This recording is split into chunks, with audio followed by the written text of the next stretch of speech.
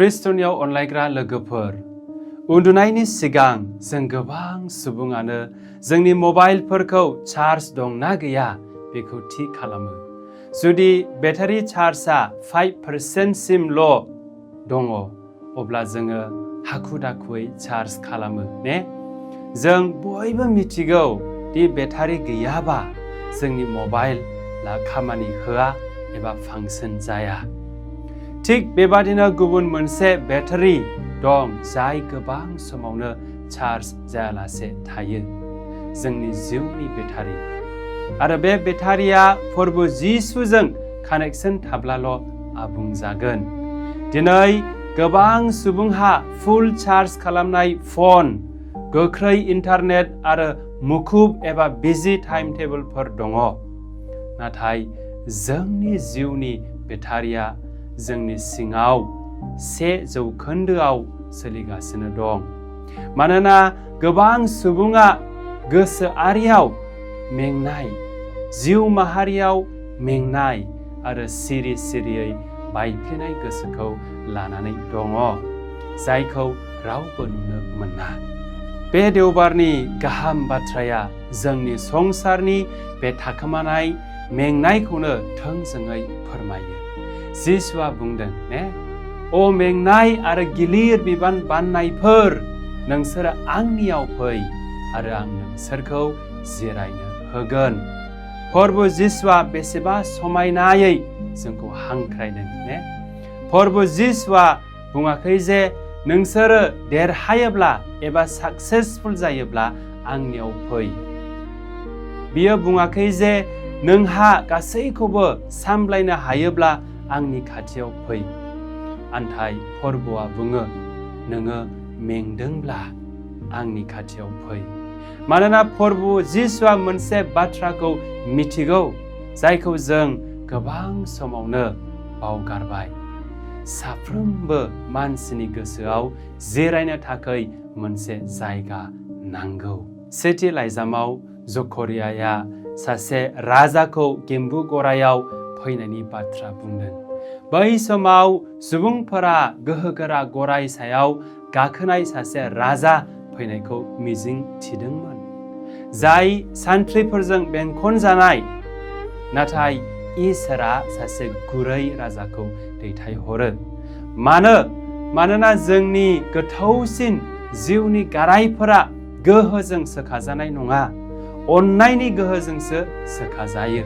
अब्ला गोथार पलआ नैथि लाइजामाव जोंखौ गोसोखांहोयोदि थांनानै थानायनि मोननै राहा लामा दङ, आरो बेयो जाबाय मोदोमनि बायदि एबा जिउनि बायदि।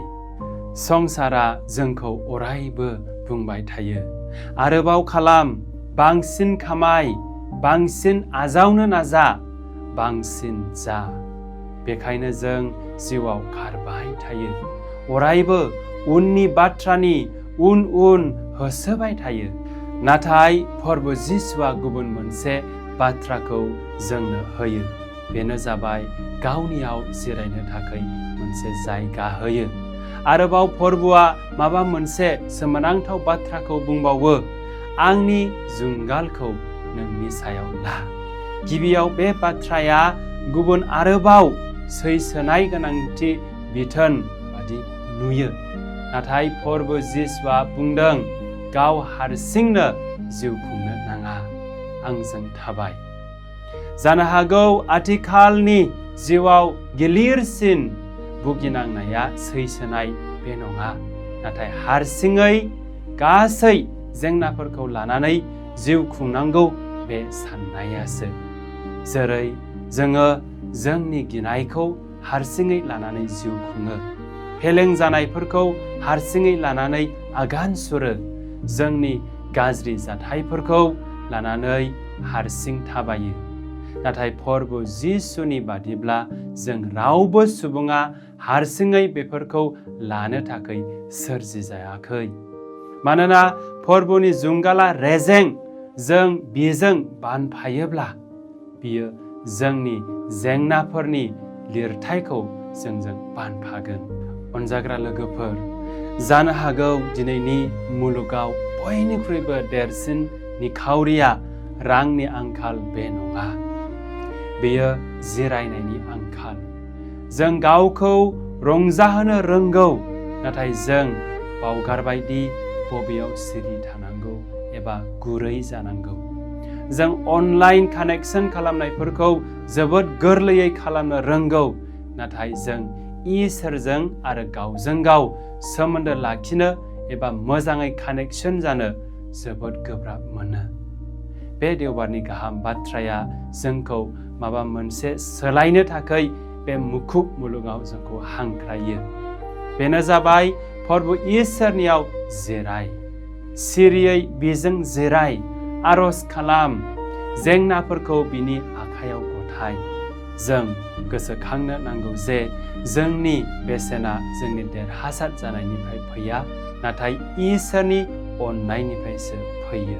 आरो जों जेब्ला प्रभु जिसु ख्रिस्टनियाव जिरायनायखौ मोनोब्ला, अब्ला जोंबो गुबुनफोरनो बै जिरायनायनि थाखाय जायगा जानो हायो। जोंनि बाथ्राफोरा गुरै जायो, जोंनि गोसोफोरा अनफावरि जायो, आरो जों बिसोरनि गेजेराव थानायफोरा फाहामनायखौ लाबोयो। दिनै निस्सय प्रभु जिसुआ जों बयखौबो नायो, जोंनि देरहासार जानायफोरखौ नङा आरो फेलें जानायफोरखौ नङा, नाथाय जोंनि मेंनाय गोसोखौ। आरो जोंखौबो निस्सय बुंदों, आंनियाव फै। संसारा जोंखौ मुखुब लाखिनो थाखाय गोबां बाथ्रा होयो, नाथाय प्रभु जिसुआल' जोंनि जिउखौ एबा आत्माखौ गोजोन होनो हायो।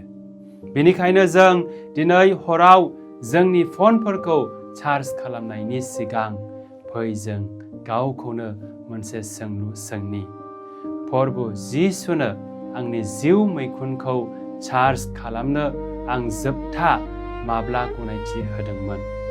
मानोना प्रभु जिसु ख्रिस्टनि सायाव थानाय जिउआ एबा आत्माया माब्लाबाबो मिजिं गैयै जानाय नङा।